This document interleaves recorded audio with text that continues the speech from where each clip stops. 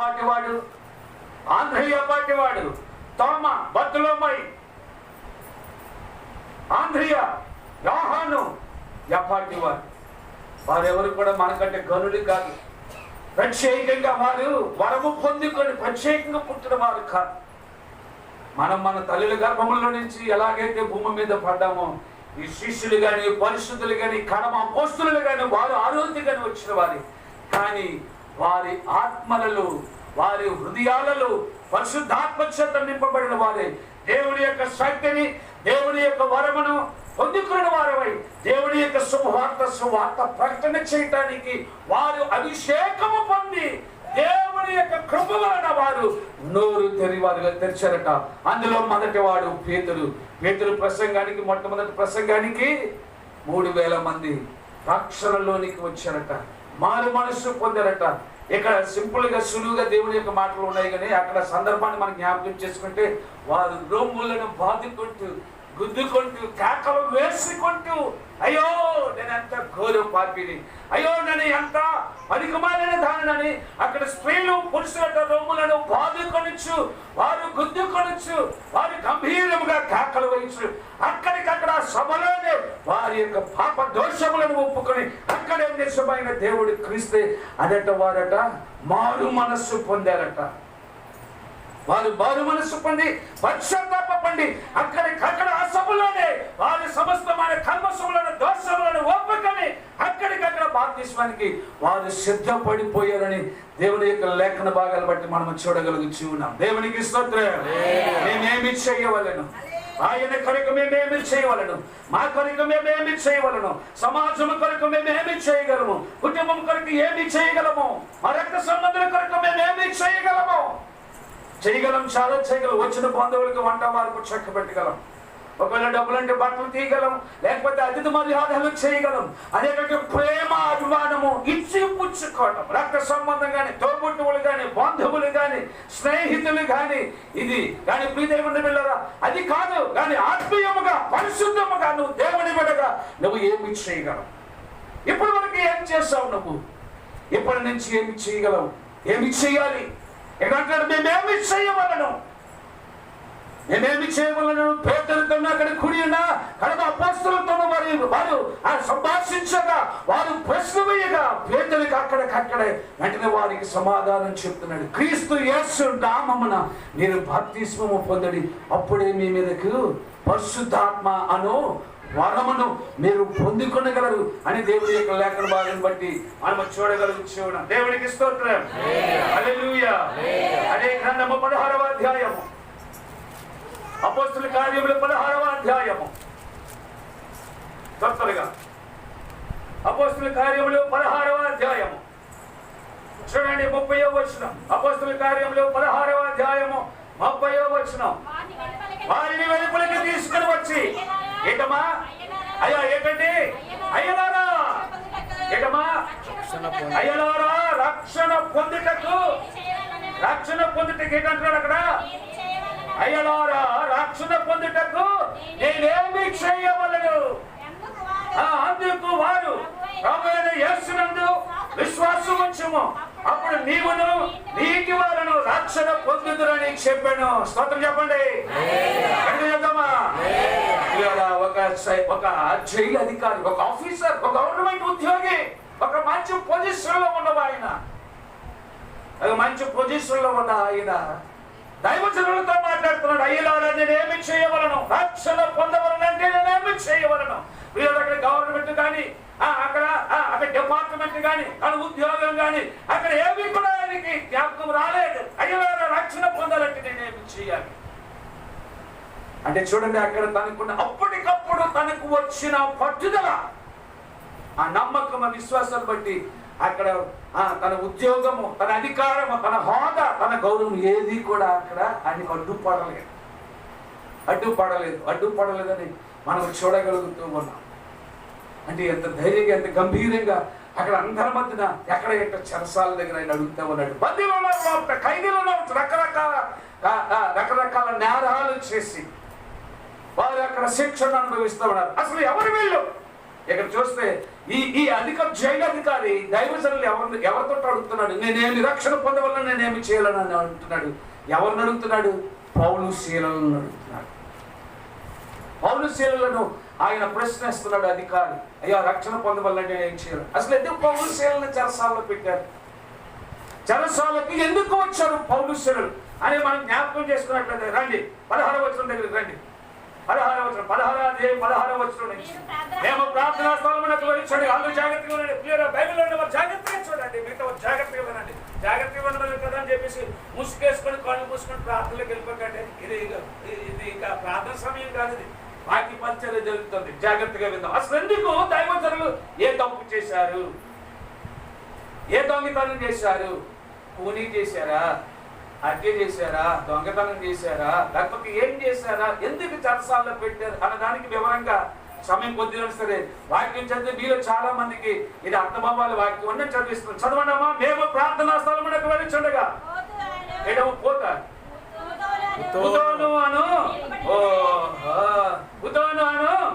దెయ్యము పట్టినదై శోధ చొప్పుట చేత తన యజమానులకు ఆహ్లాదము పొందుచున్న యొక్క చిన్నది మాత్రం ఎదురుగా వచ్చాను. ఆమె పౌలును మమ్మల్ని వెంబడించి ఈ మనుషులు సర్వోన్నతుడైన దేవుని దాసులు, వీరు మీకు రక్షణ మార్గము ప్రచురించి వారే ఉన్నారని కేకలు వేసి చెప్పాను. అంతకాదమ్మా, ఒక యవనస్తురాలు ఉందట, పూర్తిగా యవనులు కాదు, మరి బాలిక కూడా కాదు. ఆ అమ్మాయికి పుతోను అను పేరు కలిగిన ఒక దెయ్యం పట్టిందట. ఈ దెయ్యం ఏం చేస్తుంది? దెయ్యం పట్టిన ఈ అమ్మాయి ఏం చేస్తుందంటే తెలుసండి. అలాగే సూర్యబాబు వెళ్ళాడు అనుకోండి. సూర్యబాబు వెళ్తే ఈయన పేరు పదివాడి సూర్యబాబు, ఈయనకి పెళ్ళి అయ్యింది. ఆయన భార్య పేరు ఏమో మహిమ కుమారి భారత్, తర్వాత ఏమో అలాగే కూతుర్లు. వీళ్ళ అమ్మ ఏమో దేవుడమ్మ. ఆ దేవుడేమో నెలకు ఒకసారి ప్రార్థనకు వస్తుంది. వచ్చిందా? నెలకు ఒకసారి ప్రార్థనకు వస్తుంది. అదేమో బల్లారాలు ఉన్నాడే వస్తుంది. వాళ్ళకి ఒక అన్నయ్య ఉన్నాడు రాంబాబు, ఆడు ఎప్పుడు గుడి కాదు కానీ తాటిపెండ్లకు తిరుగుతాడు అని తనకి చెప్తా ఉంది. ఇది ఆ అమ్మాయి తాలూక ఆ తండ్రులు వీళ్ళందరూనేమో ఇది చెప్పడంతో, ఇలాంటి మాటలు చెప్పడంతో ఆల్రెడీ కరెక్ట్ గా డంకర్ చేపల బజార్ దగ్గర ఒక వ్యాపారం మొదలెట్టేశారు. ఈ చాలా మంది విసిగిపోయిన వాళ్ళు, నష్టపోయిన వాళ్ళు, ఈ యవనస్తులు, పెళ్లి కాని వాళ్ళు, ఇక రకాలుగా ఉన్నవాళ్ళు అక్కడేమో అమ్మాయి తాలూకు వాళ్ళకేమో ఫీజు కట్టి డబ్బులు కట్టి ఈ అమ్మాయి దగ్గర రాగానే ఈ అమ్మాయి ఏమో జరిగినవి జరగలేని కాదు, జరిగినవి జరగలేని చెప్తా ఉంది. ఇలా కొంతకాలం బట్టి వ్యాపారం సాగుతుంది. ఇదేదో బ్రహ్మాండంగా ఉందని అనుకొని కష్టపడకుండా పెట్టుబడి లేకుండా ఇప్పుడు ఏమవుతున్నాయమ్మా చెప్పండి? ఏమవుతుంది? పెట్టుబడి లేదు ఈ వ్యాపారానికి. ఇప్పుడు అంతా కూడా ఎలా ఉందట? రాబడే. పెట్టుబడి లేని వ్యాపారం కాదు, బ్రహ్మాండంగా ఉంది. డబ్బులు బ్రహ్మాండంగా సంపాదిస్తున్నారు. ఈ రోజు ఒక రోజుగా పౌలు శీలలు అనేవారట ప్రార్థన సమయము అని అనుకొని అక్కడ ప్రార్థన జరుగుతుంది పలానా దగ్గర అనుకొని ఈ పౌలు శీల అనే ఇద్దరు దైవజనులట ప్రార్థనకి సమయం అయిపోతుంది అనుకొని ఇద్దరు కలిపి అదే మార్గం నుంచి వెళ్తున్నారట. ఈ పౌలు శీలను వీళ్ళిద్దరూ వెళ్ళటం చూసింది ఈ పుతోను అనే దెయ్యం పట్టిన ఈ అమ్మాయి యవనస్తురాలు చూసి ఏమంటుందటమ్మా? మరోసారి చదువమ్మా. ఈవిడ మొదటిగా వచ్చిందండి. మళ్ళా 17వ వచనం, ఆమె పౌలును మమ్మల్ని వెంబడించి ఈ మనుష్యులు సర్వోన్నతుడైన దేవుని దాసులు, వీరు ఏం చేస్తున్నారట? వీరు మీకు ఏ మార్గం అంటమా? రక్షణ మార్గము ప్రచురించు వారై ఉన్నారని కేకలు వేసి మామూలుగా కదటడే. అందరికీనేమో మామూలుగా చెప్తా ఉందట. వీళ్ళు కానీ కొరలకేమో చేతులు చూసి చేతిలో రాకలు చూసి ఓరయ్యా నీకు బ్రహ్మాండమైన సొక్క వస్తుందిరా. ఏం సొక్క? సొక్కలాంటి అమ్మాయి విజయనగరంలో బొమ్మనసావుకర్ గారు ఉండేవారు. ఆ బొమ్మనసావుకర్ గారికి 3 కొడుకులు, 2 కూతుర్లు అనుకుంటారు. ఆ 2వ కొడుకు సంబంధం చూస్తూ ఒకసారి ఇంటికి వచ్చి చెప్పారు. భాస్కర్ మా నాన్నగారు, భాస్కర్ అమ్మాయి పెద్దనే పర్లేదు, మన కట్నం తీసుకోలేదు, 3 కోడల దగ్గర కట్నం తీసుకోలేదు, మన కట్నం అక్కర్లేదు భాస్కర్ గారు, కానీ మంచి సొక్క అయితే చాలండి. ఎలా ఉండాలట? సొక్క. ఆ సొక్క అంటే అది కూడా చెప్తా సినిమా యాక్టర్ లాగా ఉండాలంట. అలాంటి సొక్క అయితే చాలండి. పేద అమ్మాయి అయితే మరీ సంతోషం భాస్కర్. మనలో కలిసిపోతుంది, అడిగి మనకి ఉంటుంది, అన్ని పనులు చక్కగా చూసిపోతుంది. చేసిపోతుంది అని ఆయనే ఒక గంట కూర్చొని ఆయన చెప్పాడు. అలా చెప్పి ఇచ్చేసినట్టుగా పిల్లలా ఈ కుర్రోళ్ళు రేఖలు చూపించుకుంటున్నారు, చేతిలో రేఖలు. ఈ అమ్మాయి ఏమో రేఖలు చూసి ఏం చెప్తుందండి, ఓ అయ్యా నీకు పలానా అమ్మాయి ఉంది, పలానా దగ్గర ఉంది, చక్కని సుఖరాని ఆయన అని చెప్పేసి ఏమో ఆయన చెప్తా ఉంది. బాధలో ఉన్న వాళ్ళకి, సమస్యలో ఉన్న వాళ్ళకి, బలహీనతలో ఉన్న వాళ్ళకి ఇవన్నీ చెప్తా ఉంది. అదే సమయంలో పౌలు శీలలు అదే మార్గంలో ప్రయాణం చేసి వెళ్ళిపోతుంటే వారి తాలూకా సత్య సువార్త సాక్ష్యం ఈవిడంటే మీరు రక్షణ గురించిన మార్గమును మీరు బోధించు ఉన్నారు, ప్రకటన చేస్తామన్నారని వాళ్ళకి నెమ్మదిగా కాదట, గట్టిగా గంభీరంగా ఊరంతా నిలబడేటట్టుగా ఆవిడ చెప్తా ఉందట. ఇది ఒక రోజు కాదు, 2 రోజులు కాదు. వారు ఎప్పుడు ఈ రోడ్డు నుంచి వెళ్ళినా పౌలు శీల గారు ఆ తావు నుంచి వెళ్ళిపోయినా ఇదే మాటలు గట్టిగా మైక్లో కేకలు వేసినట్లుగా గట్టిగా గంభీరంగా చెప్తా ఉందట. ఒకసారి ఎందుకో పౌలు గారికి చిరాకు వచ్చింది, కోపం పుట్టింది.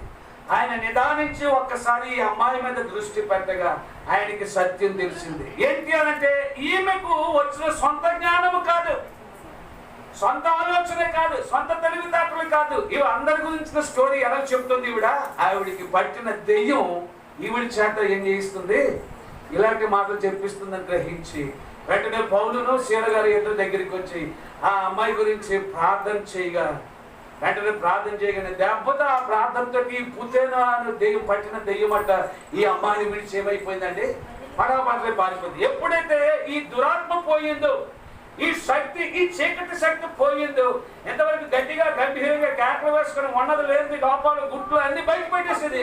ఇప్పుడు ఏమైపోయిందట, దెయ్యం విడిచిపోగానే ఈ అమ్మాయి ఏమో చచ్చు పడిపోయిన సేవలకు పడిపోయిందట. ఎంతమంది వస్తున్నా ఇప్పుడు ఉలుకు లేదు, ఏంటండి పలుకు లేదు.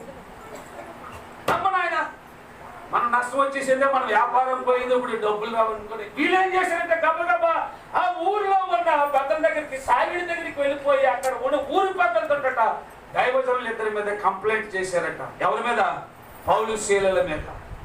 పౌలు శీలల మీద కంప్లైంట్ చేయగానే ఆ పెద్దలు ఏం చేసినట్ట, న్యాయాధిపతులు అక్కడ ఉన్న పెద్దలట, శుభ్రంగా గౌరే వీళ్ళిద్దరిని కలిపి మీరు మీ తాలూకులు అందరినీ పిలుచుకొచ్చి శుభ్రంగా కొట్టియని అని చెప్పారు.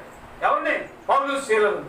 శుభ్రంగా కొట్టేసిన తర్వాత మళ్ళీ అదే పెద్దలు, అదే న్యాయవాదులు ఏం చేసినట్టు వీళ్ళిద్దరిని తీసుకెళ్లి చెరసాలలో బంధించేయండి. దేవునికి స్తోత్రం, గట్టిగా దేవునికి స్తోత్రం, హల్లెలూయా.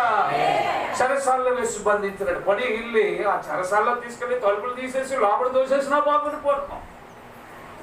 ఏం చేసినట్టు వాళ్ళు కదలకుండా కాళ్ళకు సంఖ్యలను బొండలను బిగించారని అంటుంది. నేను చదివించిన సమయంలో చెప్పేస్తున్నా. పిల్లల కాలు కలపటానికి లేదు కానట, వారు ఏ సమయంలో బంధించారో కానీ వారు మధ్యరాత్రులు ఉన్నట పౌలు శీలలు ఇద్దరు కూడా చెరసాలలో కూర్చోరట. వారు పాటలతో దేవుని స్తుతించడం మొదలు పెట్టారట. దేవునికి స్తోత్రం, హల్లెలూయా, హల్లెలూయా. ఒకవైపు పాట, గాయాలు, గాయాల నుంచి రక్తం, ఒళ్ళు పులిసిపోయింది, భయంకరమైన ఒంటి నొప్పులు, బాధతో ఉన్నారు, రక్తాలు కారుతా ఉన్నాయి. వారు వేసుకున్న వస్త్రాలు రక్తం చేత తడిసిపోయాయి. ఒక మాటలో మనం అందమయ్యే వాటిలో భాషను చెప్పుకోవాలంటే శరీరం అంతా పచ్చి పుండులకు పులిసిపోయినట్టుగా ఉంది. అయినా దేవుని బిడ్డలారా, ఆ చెరసాలలో వాటిని అన్నింటినీ తట్టుకోవడానికి, ఆ నొప్పి నుంచి తప్పించుకోవడానికి వారట దేవుని స్తుతించడం మొదలు పెట్టారట. వారిద్దరు నాట పౌలు శీలలు వారు గంభీరంగా సిగ్గుపడకుండా గట్టిగా దేవుని స్తుతిస్తామంటే ఆ చుట్టుపక్కల మిగతా వారు ఉన్నారే, వీరికంటే ముందే ఖైదు చేయబడిన ఖైదీలట, వీరు పాటలు వింటూ వారు కూడా దేవునిలో లీనమైపోయారట. పాటలు ఆలకించడానికి వారు ఏకీభవించారట. ఏకీభవించేలాగా ఉంటుండగా బలంగా స్తుతి యాగము, స్తుతి ప్రార్థన, పాటలతో దేవుని స్తుతిస్తామంటారట. ఆ చెరసాల ఈ పాటల ద్వారా వచ్చిన శబ్దానికి, ఈ స్తుతుల ద్వారా వచ్చిన అలజడికట ఆ చెరసాల తాలూకా పునాదులట ఒక్కసారి అదిరిపోయాయట, కదిలిపోయాయట. ఈ చెరసాలలో ఉన్న చెరసాలలో ఉన్న ఖైదీలకు వేసిన సంఖ్యలన్నీ కూడా పటపట తెగిపోయాయి. ఇది ఎప్పుడు జరిగింది? అర్ధరాత్రి వేళ జరిగింది. బయటనేమో ఆ వాక్యుని గారు లేక చెరసాల నాయకుడు హాయిగా మధ్యరాత్రి కదా హాయిగా ఆయన చక్కటి స్థలం చూసుకుని ఆయన నిద్రపోతా ఉన్నాడు. ఈ లోపల ఈ సంఘటన జరిగింది. ఈ సంఘటన జరగగానే దేవుని బిడ్డరా అందరూ తాలూకా సంఖ్యలు విడిపోగానే, కట్లు తెగిపోగానే చెరసాలలో ఉండవలసిన అందరూ బయటకు వచ్చేసారు. ఈ లోపల ఏంటి అని చెప్పేసి ఒక్కసారి చెరసాల నాయకునికి తెలివి వచ్చిందట. తెలివచ్చి చూసేటప్పటికి చెరసాలలో ఉండవలసిన ఆ యొక్క నేరస్తులు, దొంగలు, హత్యలు చేసేవారు, నరహత్యలు చేసేవారు, రకరకాల తప్పుడు పనులు చేసి చెరసాలకు వచ్చి బంధింపబడిన వారందరూ బయట పనులు చేసి అమ్మ నాయన తెల్లవారితో నా ఉద్యోగం పోతుంది, ఆ తర్వాత అధికారులు నన్ను ఉంచరు, నన్ను చంపేస్తారు అని అనుకొని తన దగ్గర తన కాపు కొరకు ఉంచుకున్న ఒక కత్తిని తీసి తనంత తాను పొడుచుకోబోతామంటే ఆ దృశ్యాన్ని వెంటనే పౌలు గారు చూసి, అయ్యో చెరసాల నాయకుడా, నీ మట్టికి నువ్వు ఏ హానియు తలపెట్టుకొనవద్దు. దేవునికి స్తోత్రం, హల్లెలూయా. ఇదిగో నీ దగ్గర ఉండే జాబితా, నీ దగ్గర ఉన్న రిజిస్టర్ పట్టుకొని వచ్చి మా అందరి పేర్లు చదువు అని అనగానే ఆ దీపం ముడినో లేకపోతే ట్రాన్స్లేట్నో కొవ్వొత్తునో వెలిగించి పట్టుకొని వచ్చి తన దగ్గర ఉన్న జాబితా పేర్లు చదవటం మొదలు పెట్టాడట. మొదలు పెడితే ఒక్కడు కూడా తప్పిపోకుండా, పారిపోకుండా, పరారైపోకుండా చెరసాలలో ఎంతమంది ఉన్నారో వారందరూ కూడా ఏం చేశారటమ్మా, అక్కడే ఉండడం చూశాడట. ఎవరు? చెరసాల నాయకుడు, అధికారి వాక్యుడి గారు చూశాడు. చూసి ఆశ్చర్యపోయి అప్పుడు ఏమంటున్నాడు తెలుసా, ఈ దృశ్యం కని విని ఎరగని దృశ్యం చూశాడు. చూసి అందరూ అక్కడ ఉండడం చూసి లెక్క సరిపోయింది, లెక్క తగ్గట్టుగా మనుషులు కూడా సరిపోయారు. వెంటనే పౌలు శీలం దగ్గర పాదాల దగ్గర కట్టి అధికారి వచ్చి పడిపోయి, అయ్యలారా రక్షణ పొందవలనంటే నేనేమి చేయాలని మోకరించి చేతులు జోడించి ప్రాధేయపడతా ఉన్నాడు. ఉద్యోగం అడ్డు రాలేదు, అధికారం అడ్డు రాలేదు, హోదా అడ్డు రాలేదు. అక్కడున్న ఆ దొంగలను, నేరస్తులు చూసి సిగ్గుపడలేదు. ధైర్యముగా ఆ పౌలు శీలని యొక్క పాదాల దగ్గర మోకరించి చేతులు జోడించి, అయ్యలారా రక్షణ పొందవలనంటే నేనేమి చేయగలను, రక్షణ పొందవలనంటే నేనేమి చేయవలను అని చెప్పేసి ప్రశ్న వేసుకుంటున్నట్ట. చదవండి అమ్మా 37వ వచనం. అందుకు వారు ప్రభువైన యేసునందు విశ్వాసం ఉంచుము, అప్పుడు నీవును నీతి వారును రక్షణ పొందుదురని చెప్పి అతని ఇంటనున్న వారందరికీ దేవుని యొక్క వాక్యం బోధించి రాత్రి ఆ గడియలోనే అతను వారిని తీసుకొని వచ్చి వారి గాయములు కడిగను. వెంటనే అతని ఇంటి వారందరూ ఏం చేయబడటమా, తడువు చేయలేదు, ఆలస్యం చేయలేదు, అశ్రద్ధ వహించలేదు. ఆ వెంటనే ఆ క్షణంలోనే ఏం చేయబడటమా, వారు అతని ఇంటి వారందరూ బాప్తిస్మము పొందిరి. దేవునికి స్తోత్రం, హల్లెలూయా. అయ్యలారా నేనేమి రక్షణ పొందవలనంటే నేనేమి చేయవలను? చెరసాల అధికారి దైవజనుల యొక్క పాదాల దగ్గర మోకరించి సిగ్గు విడిచి గవర్నమెంట్ అధికారి అడుగుతా ఉన్నాడు. అప్పుడు వెంటనే వారు రక్షణ గురించి సువార్త పౌలు శీలను అక్కడికక్కడ వారు బోధించగానే అతని ఇంటి వారందరికీ వారు బోధించగా ఆ క్షణములోనే వారందరూ యేసును నమ్మి పాపాలు విడిచిపెట్టి రక్షణ పొందారు. అంత మాత్రం బాప్తిస్మం తీసుకున్నారు. అంత మాత్రమే కాకుండా పౌలు శీలల తాలూకు గాయాలను ఆయన ఏం చేశాడట, మాకు కడిగి మందు పోసి నీరు పోసి వారికి వైద్యము చేయించను అని లేఖనాలు తెలియచేయబడతా ఉన్నాయి. చెప్పనివ్వండి, దేవుని బిడ్డవుగా, దేవుని కుమారుడిగా, కుమార్తెగా ఇప్పటి వరకు నువ్వు ఏం చేసావు? ఇక్కడి నుంచి ఏం చేయాలనుకుంటున్నావు? ఎప్పుడో 30 సంవత్సరాల క్రితం, 40 సంవత్సరాల క్రితం, 10 సంవత్సరాలు, 15 సంవత్సరాల క్రితం రక్షణ పొందుకొని ఆ రక్షణ ఇదే కరెక్ట్, ఇదే సరిపోదు అనుకొని ఎప్పుడు నడిపించున్నాను ఒక మాట, ఎప్పుడు రక్షణ సాక్ష్యం, ఎప్పుడు నేర్చుకున్న చిన్న ప్రార్థన, అదేనా? దాని కొరకైనా దేవుడు నన్ను ఏర్పాటు చేసుకున్నాడు. ప్రార్థన చేయటానికి ఎంతో భారం, బాధ్యత మనందరి భుజాల మీద దేవుడు మోపాడనే సత్యం ఎప్పుడైనా గ్రహించేవాడు. ఆయన మధ్యాహ్నం ఒక పాస్ గారికి ఫోన్ చేశాడు. ఆ పాస్ గారికి ఫోన్ చేస్తే ఆయన అంటున్నాడు, అయ్యా ఒక టీం వచ్చారండి, ఇప్పుడు సువార్త ముగించుకొని ఇదిగో ఇలాగ వచ్చామండి. టిఫిన్ ఆ టైం అప్పుడు సమయం ఎంత 11, మీకు 11 గంటల సమయం బట్టి ఈ పల్లెటూరు మీకు అక్కడ టిఫిన్ అందన్నట్టు ఏదోనండి. వచ్చారు, దైవజనులు వచ్చారు, చాలా ప్రయాసపడి వచ్చారు. గొప్ప గొప్పలు ఉద్యోగాలు సెలవు పెట్టుకుని వారి కొన్ని వాహనాల్లో వచ్చారండి, స్త్రీలు పురుషులు. కనీసం ఈ పాస్టర్ గారికి వచ్చిన వాళ్ళకి ఈడే చిన్న పాస్టర్ కొత్తగా సేవ ప్రారంభించినాయి, సంఘం కూడా సరిగ్గా లేదు, కొద్దిగా ఆర్థికంగా ఇబ్బంది అయినా ఆయన సంతోషం.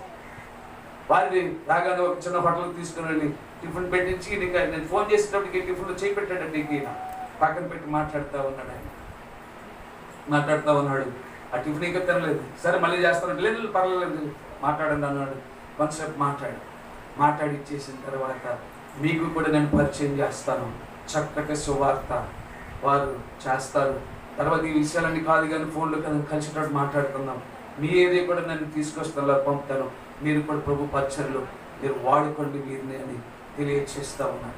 ఆయన నిన్నంతా కూడా ఈ దేవుని వీళ్ళరా చాలా ఎక్కువ మంది పెద్దవాళ్ళు పెద్ద పెద్ద ఆఫీసర్స్ వచ్చారట. ఒక్కొక్కరు 1,00,000, 2,00,000, 15,00,000, 1,50,000, 90,000 జీతగాళ్ళు డ్యూటీలు సెలవు పెట్టి ఆడవాళ్ళు మగవాళ్ళు కూడా వారి వాహనాల్లో ఈ ప్రాంతానికి పరిచర్యకు వచ్చారు.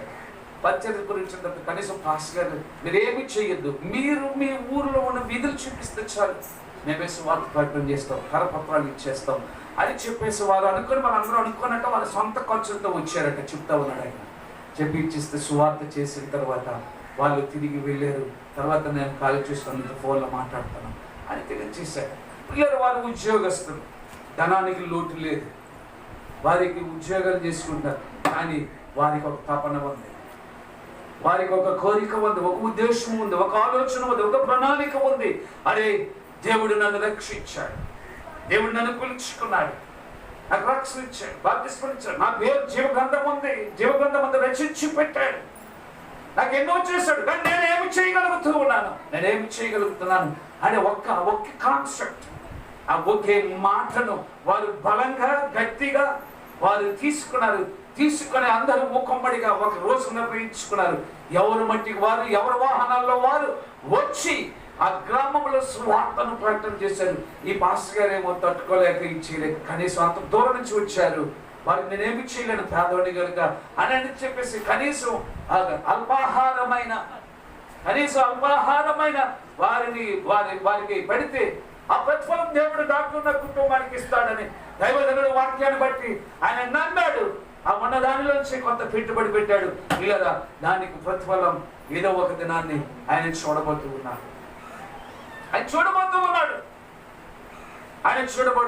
దాని గురించి దేవుడు ఉపాధి రీతిగా చెప్పాడు కదా. ఏమని చెప్పాడు? రైతట కన్నీరు కార్చిచ్చు ఏం చేస్తున్నాడటమ్మా? రైతు విత్తనాలు పట్టుకొని ఏం చేస్తున్నాడటండి? విత్తనాలు పట్టుకొని తన భూమిలో ఎలగటమ్మా విత్తుతూ ఉన్నాడు. ఆయన కన్నీటితో విత్తుతూ ఉన్నాడట. కానీ ఒకనొక దినాన సంతోషంతో ఏం కోస్తాడట ఆయన సంతోషగానంతో ఆయన పంటను కోసి పనులను నెత్తి మీద పెట్టుకొని ఆయన తన యొక్క గృహానికి తీసుకొని పోయి ఆ పండిన పంటను దొల్లగొట్టుకొని దానిని తాను తన యొక్క కుటుంబము తిని వారి జీవనమును కొనసాగించారు కదా అని ప్రభువు యేసుక్రీస్తు ఉపమాన రీతిగా ఒక రైతును, ఒక వ్యవసాయం చేస్తున్న ఒక వ్యక్తిని ఉపమాన రీతిగా సంఘానికి, సమాజానికి, కుటుంబానికి ఆయన తెలియచేస్తున్న మాటలు మనం జ్ఞాపకం చేసుకుంటున్నాం. ఆ దైవజనుడు పేదోడే, సంఘం లేదు, రాబడి లేదు, ఆయన ఉన్నదానిలో నుంచి ఎంత దూరం నుంచి గొప్ప గొప్ప ఆఫీసర్లు, పెద్ద పెద్ద జ్ఞానవంతులు, కానీ దేవుని కొరకు వారు ప్రయాసపడి సొంత ఖర్చులతో వచ్చి ఆ పల్లెటూరులో పరిచయం చేయగా ఈయన ఎందుకు ఆత్మ మండింది, హృదయం తెరవబడింది.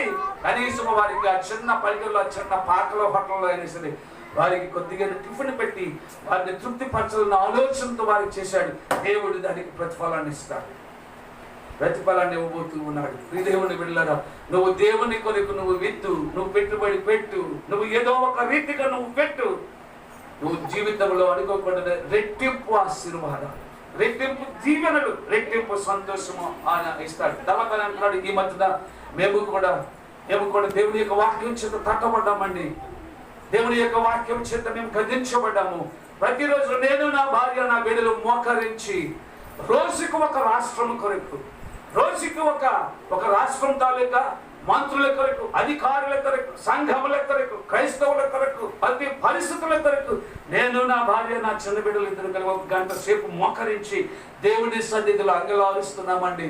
ఈ కొత్త సంవత్సరంలో దేవుడు మాకు ఆ వాగ్దానాన్ని ఇచ్చాడండి. ప్రతిరోజు కూడా మేము ఆ వాగ్దానాలు కొనసాగిస్తున్నాము అని చెప్పేసి ఆయన తిరిగి చేశాడు. నేను చాలా సంతోషించాను. నేనేమి చేయగలను? పట్టుదల వస్తే, ప్రేరేపించబడితే, గద్దించబడితే, వాక్యాన్ని నమ్మితే, సత్యాన్ని అనుసరిస్తే, నువ్వు నిజంగా దేవుని బిడ్డవు అనే ఆలోచన నీలో దృఢంగా వస్తే దేవుని కొరకు నువ్వు ఏమైనా బోల్డ్ చేయటానికి ప్రియ దేవుని బిడ్డలారా చాలా మంది చేయటానికి అక్కడ సిగ్గు విడిచి ధైర్యం తెచ్చుకొని తన జీవితంలో మొట్టమొదటిసారిగా పేతురు నోరు తెరిచి వాక్యాన్ని అందించగా మొదటిసారి 3,000 మంది రక్షణలోకి వచ్చారు. అద్భుతం కదా, ఆశ్చర్యం కాదండి, దేవుని కార్యం కదా ఇది. మళ్ళీ ఇంకానట వారట మండపడి మళ్ళీ తిరిగి అక్కడ ఉన్న పేతురుతోనూ అపోస్తులతోనూ అడుగుతున్నారు, అయ్యలారా మేమేమి చేయవలను, అయ్యలారా మేమేమి చేయవలను. మరి కాస్త మీరు ఆయనను విశ్వసించి పాప దోషములను ఒప్పుకొని పశ్చాత్తాపడి మారు మనసు పొందినట్లయితే బాప్తిస్మం యేసు క్రీస్తు పరిశుద్ధ నామమున మీరు బాప్తిస్మం తీసుకున్నట్లయితే ఆ తర్వాత పరిశుద్ధాత్మ దేవుని యొక్క వరమును మీరు పొందుకొని మీరును అన్య భాషలో మాట్లాడతారు. ఆత్మను పొందుకున్న వారు గొప్ప గొప్ప కార్యాలు మీరు చూడగలరు. ఒక మాట చెప్పి నేను ముగిస్తాను. మీ దేవుని బిడ్డలారా, మీరు ఎంతమంది జ్ఞాపకం ఉందో తెలియదు కానీ వీళ్ళకి జ్ఞాపకం ఉండొచ్చు చదువుకున్న వారికి. ఒకప్పుడు దైవజనుడు సహోదరుడు DCS దినకరన్ గారు, తమిళనాడు రాష్ట్రము మద్రాసు పట్టణం ఆయన సొంత ప్రాంతం. ఏసీ అనట ఆయన ఆత్మహత్య చేసుకోవాలని చెప్పేసి ఆయన వెళ్ళిపోతూ ఉంటే ఒక ట్రైన్ కింద ఆయన తలపెట్టుకొని చచ్చిపోవాలనుకున్న బాధలు, ఆర్థిక ఇబ్బందులు, శారీరకమైన బలహీనతలను బట్టి ఆయన చనిపోదాం అనుకోని భార్యకి కానీ కొడుకు కూతురికి కానీ చెప్పకుండా ఆయన వెళ్ళిపోతా ఉన్నాడట. అప్పటికి ఆయన బ్యాంకులో పనిచేస్తా ఉన్నాడు, గవర్నమెంట్ ఉద్యోగస్తుడు ఆయన, ఖాళీగోడి కూడా కాదు. అప్పుడు ఏదో ఆయన నివాసం అంటున్న ఆ ఊరిలో నుంచి అతి వేగంగా వచ్చే ట్రైన్ అట. ఆ ట్రైన్ సమయం అవుతామంటే ఆ ట్రైన్ దగ్గరికి వెళ్ళి పొరపెట్టేద్దాం చనిపోదామని అనుకున్నట్టు ఒక నిశ్చయానికి వచ్చేసాడు. భార్యకి చెప్పలేదు, పిల్లలకి కూడా చెప్పలేదు. కఠినం చేసుకొని దుఃఖంతో ఆయన వెళ్ళిపోతా ఉన్నాడట. అట్నుంచి ఎవరో ఒక వ్యక్తి వస్తా ఉన్నాడట. ఇతనేమో దినకరన్ ఈయన వెళ్తా ఉన్నాడు, అట్నుంచి ఎవరో ఒక వస్తా ఉన్నాడు. అట్నుంచి వచ్చిన ఆయన ఇట్నుంచి చనిపోవడానికి వెళ్ళిపోతున్న వ్యక్తి తాలూకు మొక్కాన్ని చూసి ఒకసారి ఆపడట, సహోదరుడు ఆగానట. ఆగన్న తర్వాత ఏంటి ఎక్కడికి వెళ్తున్నారు మీరు, ఏంటి దిగులుగా ఉన్నారు, విచారంగా ఉన్నారు అని చెప్పేసి ఈ దినకరన్ ఆయన చనిపోవడానికి వెళ్తున్న ఆయన ఎదురుగా వస్తున్న వ్యక్తి ప్రశ్నించాడు. అయ్యా చాలాసేపు చెప్పలేదు, మీరు ఏదైనా చెప్తేనే కదా నాకేం తెలుస్తుంది, నేను చేయగల సహాయం ఏదైనా చేయగలను, మీరు చెప్పకపోతే నోరు ఇవ్వకపోతే నాకు ఎలా తెలుస్తుంది అని అన్నాడట ఈ వ్యక్తి. నాకు చాలా సమస్యలు ఉన్నాయి, కుటుంబ సమస్యలు, ఆర్థిక ఇబ్బందులు, బలహీనతలు ఉన్నాయి. నాకు వచ్చిన రాబడి అంతంత మాత్రమే, ఇంటి అవసరాలకే తీరటం లేదు, అప్పుల బాధలు ఎక్కువైపోయి నేను ఇక ఈ రోజుతో నా జీవితాన్ని అంతం చేసుకుందామని అనుకుంటున్నాను అని అనేటప్పుడట ఆ అవతల నుంచి వచ్చి అడిగిన వ్యక్తి అంటున్నట్టు ఏమి వెళ్ళదు. ఇన్ని మాటలు ఆలకించిన తర్వాత ధనకరన్ గారితో మాట్లాడండి, సహోదరుడా మీ ఊర్లో ఉన్న దేవుని యొక్క మందిరం చర్చికి వెళ్ళు అని చెప్పేసి ఆ మాట చెప్పేసి ఈయన వెళ్ళిపోయాడట. ఆ చచ్చిపోవడానికి వెళ్ళిపోతున్న ఆయన అక్కడ అలాగా ఆగిపోయాడట. అయిపోయింది. ఈ లోపల ఎప్పుడు ఆదివారం వస్తుందా అని ఆయన కనపడతా ఉన్నాడట. మొత్తానికి ఆదివారం రానే వచ్చింది. ఆ ఊర్లో ఉన్న మందిరంలోనికి వెళ్ళాడట. ఆ మందిరం ఎన్ని గంటలకు ప్రారంభిస్తారో తెలియదు, ఎన్ని గంటలు ముగిస్తారో తెలియదు, ఆ మందిరంలో ఎప్పుడు ఏం జరుగుతుందో తెలియదు. ఎందుకు ఎప్పుడైనా వెళ్తాయి కదా, ఎప్పుడు వెళ్ళలేదు, ఎప్పుడు ఆలోచించలేదు, ఏ శుభం మీద కనీసం మనసు కూడా పెట్టలేదు. కానీ ఆ రోజు వెళ్ళిపోయాడట. వెళ్ళిపోయేటప్పటికంటే ఇక సమయం లేదట. సూర్యబాబు, వరప్రసాద్, సాయి, మన సోల్మన్ రాజు వీళ్ళు ఎవరు రాలేదు. ఇంకా మందిరం సదరని టైం అవ్వలేదు కానీ ఇంకా రాలేదు. పాప ఆ మందిరం వెలపలే ఉన్నాడట. ఈ లోపల ఈ పరిచయం చేయడానికి ఈ చర్చిలోనే అవరోస్తులు వచ్చారు, మందిరం తలుపులు తీశారు, శుభ్రం తుడిచారు, పర్దాలు వేశారు, మైక్ ఆన్ చేశారు, పాటలు వేశారు. తర్వాత మళ్ళీ వెళ్ళిపోయారు ప్రార్థన రావాలని. ఈ ప్రార్థనలోకి వద్దామంటే మొహమాటం, లోపల ఎవరు లేరు. అలా చాలాసేపు బయట కూర్చున్నాడు. ఈ లోపల పాస్టర్ గారు మైక్ ఆన్ చేసి ప్రార్థన చేసుకుందాం ప్రార్థన ప్రారంభించారట. ఈ లోపల ఒక్కొక్క అమ్మగారు ఒక్కొక్క అయ్యగారు వస్తున్నారట. నెమ్మదిగా ఈయన వచ్చాడు. వచ్చేటప్పటికి ఈయనకి అర్థం కాలేదు. స్త్రీలందరూ ఒకవైపు, పురుషులందరూ ఒకవైపు కూర్చున్నారట. ఎక్కడ కూర్చోవాలి అర్థం కాక మొత్తం ఆ చర్చిలో మూలలో కూర్చున్నాడట. ఆ మూలలు ఏమంటే మా చర్చి మూలన చర్చి తోడడానికి చీపురి, వచ్చిన చేత ఎత్తడానికి చేత, కరెక్ట్గా వాటి పక్కనే కూర్చున్నాడు. ఆ కూర్చున్న దగ్గర నుంచి ప్రార్థన అయిపోయే వరకు ముఖం దించుకొని కళ్ళు మూసుకొని అలాగా మౌనంగా ఏడుస్తున్నాడట. ఎప్పుడు దారులు దారులుగా పడింది కన్నెత్తులు. దాన్ని కూర్చున్న స్థలం లేచి తడిచిపోయింది. ఏం చేద్దామా కన్నీరు చేత. ప్రార్థన అయిపోయింది. పాస్టర్ కొందరు ప్రార్థన అవసరంలో ఉన్న వాళ్ళు ప్రార్థన చేశారు. అందరినీ చేసేటప్పటికి ఈయనకి అలాగే ఉన్నాడు. అప్పుడు పాస్టర్ దగ్గరికి వెళ్ళి తట్టి లేపారట. ఒకసారి ఉలిక్కిపడి లేచారు. బ్రదర్ మీరు ఎవరు, ఏంటి, వచ్చిన దగ్గర నుంచి నేను చెప్తున్నా, వాక్యం చెప్తున్నాను, నడిపిస్తున్నాను, కానీ మీరు అక్కడే ఉన్నారు, అలా తలదించుకునే ఉన్నారు, ఇవన్నీ అని అంటే చెప్పలేకపోయాడు. మీరు ఏమని చెప్తానే కదా నేను ప్రార్థన ఏమైనా చేస్తాను అని చెప్పేసి ఆయన తెలియజేసి మొత్తానికి నోరు విప్పాడు. చెప్పాడు. ఆ మాటలన్నీ పాస్టర్ గారు విని ప్రార్థన చేసి పంపారు. పిల్లరా, ప్రార్థన చేసి పంపిన తర్వాత అది ఎవ్వరు ఇవ్వలేని సంతోషం, ఎవ్వరు చేయలేని ఒక గొప్ప ఆనందం లాంటిది మనసులో కలిగింది. ఇంకా అక్కడి నుంచి ప్రతి ఆదివారం ఎప్పుడు వస్తుందని చూస్తూ ఉన్నాడు ఆయన. ప్రతి ఆదివారం వచ్చి అలాగే ఇచ్చేస్తా కూర్చుని ప్రార్థన ఆలకించడం ఇప్పుడు అలవాటు పడింది. ఇంకా నెమ్మదిగా నోరు వేపటం, పాటలు పాడటానికి, ప్రార్థన చేయడానికి నెమ్మదిగా అనుభవం వస్తూ ఉంది. నేర్చుకుంటున్నాడు ఆయన, ఎదుగుతూ ఉన్నాడు. కొంతకాలం పోయేటప్పటికి దేవుని యొక్క ఆత్మ ఆయన దర్శించింది. అన్యుడు ఆత్మహత్య చేసుకుందామని వెళ్ళిపోయిన వాడు, దేవుని యొక్క వాక్కు దేవుని యొక్క ప్రార్థన బలంగా పనిచేస్తుంది. అతి తక్కువ కాలంలో నన్ను బాప్తిసం తీసుకున్నాడు. బాప్తిసం తీసుకుని కొంతకాలం పోయిన తర్వాత ఉద్యోగానికి రాజీనామా చేశాడు. రాజీనామా చేసి ప్రియమైన వాళ్ళ దేవుని యొక్క పరిచర్య కొరకే ఆయన పూర్తిగా తనను తాను పరిచర్య కొరకే ఆయన తన జీవితాన్ని అర్పించేసుకున్నాడు. పరిచర్య కొరకే వచ్చాడు ఆయన. దేవుని పిల్లలు పాస్టర్ అని కానీ, రెవరెండ్ అని కానీ, బిషప్ అని కానీ ఏమీ లేవు. కేవలం సహోదరుడు అని పెట్టి ఆ పేరు పెట్టుకున్నాడు. ఆయన అమోఘమైన పరిచర్య చేశాడు. డాక్టర్ల వల్ల కానీ, ఔషధాల వల్ల కానీ, స్కానింగ్ల వల్ల కానీ, ఎక్స్రేల వల్ల కానీ వల్ల పడని లొంగని రోగంలోని సైతము దైవజనుడు ఆత్మహత్య చేసుకోవడానికి సిద్ధపడిపోయి వెళ్ళిపోతున్న దైవజనుడిని దేవుడి ఆత్మతో నింపడి ఎన్నో స్వస్థత కార్యాలు జరిగించాడు. నేనేమి చేయగలను? దైవజనుడు దేవుని సన్నిధిలో మోకరించి ప్రార్థన చేశాడు. దేవుడు ఆయన ఊహించని రీతిగా ఆయన ఆశీర్వదించాడు. స్వస్థత అనే వారాన్ని ఆయనకి ఇచ్చాడు. మీరు చెప్పినప్పుడు బైబిల్ తీయకుండా ఆయన ప్రసంగం చెప్తే సుమారుగా 300కి దగ్గర ఆయన రెఫరెన్స్లు చెప్పేసేవాడు. నేను దానికి ఒక ప్రత్యక్ష సాక్షి. ఆయన ఏం చేసేవాడు తెలిసినప్పుడు చదువుకున్నాం కదా, మత్తయి అపోస్తలుల కార్యములు 2వ అధ్యాయం 30వ వచనం అంటే ఆయన రెఫరెన్స్ చెప్పేసి అక్కడ ఉన్న వాక్యం కూడా ఆయన చదివేసేవాడు. అంటే ఆయన బైబిల్ తీయకుండా చదివేసేవాడు. ఈ తీయడానికి మనం చూడండి, బైబిల్ వాక్యం చెప్తున్న వాక్యం ఎలాగ తీసి చదవడానికి ఇది అవుతుంది. అంత సమయం కూడా ఇచ్చేవారు కాదు ఆయన. ఆయన వాక్యం రెఫరెన్స్ చెప్పాడు, వెంటనే వాక్యాన్ని చదివాడు. ఈ లోపల మనం చూసేటప్పటికే వాక్యం కొంత బోధపడైపోయి దేవుని బిడ్డలారా, ఆ దైవజనుడిని ప్రేమించి తర్వాత ఒక భయంకరమైన యాక్సిడెంట్ అయిపోయింది. ఆయన కూతురు వెళ్తూ ఉంటుంది, కారులో వెళ్తూ ఉంటుంది. డ్రైవర్ కూతురు చనిపోయారు. ఆ సమయంలోనే ఈయన బలంగా తగిలేసి దృష్టి చాలా మట్టుకు పోయింది. కానీ దేవుని తాలూకు అభిషేకం ఉందేమో దైవజనునికి. ఆయన ఆ ప్రమాదంలో చచ్చిపోవడం దేవుని చిత్తం కాదు కనుక దేవుడు ఆయన బ్రతికించాడు. చనిపోయే చివరి క్షణము వరకు కూడా ఆయనను నమ్మిన ఆయన దేవుని తాలూకు సువార్త పరిచర్య సభల కొరకే తన జీవితాన్ని, తన ధనాన్ని, తన ఆరోగ్యాన్ని, తన బలాన్ని ఆయన సాక్రిఫైస్ చేశాడు, త్యాగం చేశాడు. అలాగే వాక్యాన్ని బోధిస్తూనే, స్వస్థతలు దేవుని యొక్క నామాన్ని చేస్తూనే ఆయన ఆయన కొనిపోబడ్డాడు. ఆయనే సహోదరుడు డాక్టర్ డిజిఎస్ తల్లిపల్లి గారు. ఆయన తాలూకు గొప్పతనాన్ని గమనించి తమిళనాడు రాష్ట్రంలో మెడ్రాసు పట్టణంలో ఒక చాలా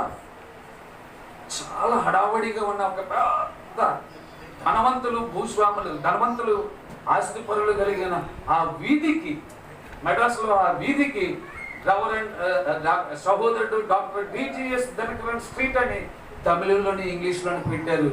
ఆ దినాల్లో పాస్టర్ గారు వాళ్ళ అన్నయ్య మా మహమ్మద్ దగ్గర పనిచేసేవాడేమో నాకు ఆ వీధిని చూపించి ఆ బోర్డును కూడా నాకు చూపించాడు. దీనంతటికి కారణం చెప్పండి, దీనంతటికి కారణం దినకరన్ గారి గొప్పతనం కూడా. ఏమండి గొప్పతనమా? ఆ ఘనత, ఆ ఆధిక్యత ఎవరిచ్చారు? ఉద్యోగం వదిలేగానే కొంతకాలం అంటే భార్యకి గొడవ అయ్యిందట. ఎలా బ్రతుకుతామంటే, నన్ను పిలిచిన నా దేవుడు ఎలాంటి దేవుడు? నమ్మదగిన దేవుడు, నన్ను పోషిస్తాడు అనే ఒక్క మాట మీద నిలబడ్డాడు. తర్వాత భార్య తెలుసుకొని ప్రభు దగ్గరికి వచ్చింది. కొడుకు, కూతురు, మొత్తం కుటుంబం అంతా వచ్చారు. ఇప్పుడు కూతురు లేకపోయింది, కొడుకు, తండ్రి చనిపోయాడు. అప్పుడు అమ్మగారు ఉన్నారు. ఆయనే పాల్ దినకరన్ గారు. ఆయన దేశ విదేశాల్లో దేవుని పరిచర్య చేస్తామన్నాడు. కళ్ళు మూసుకునే సమయం అవుతుంది.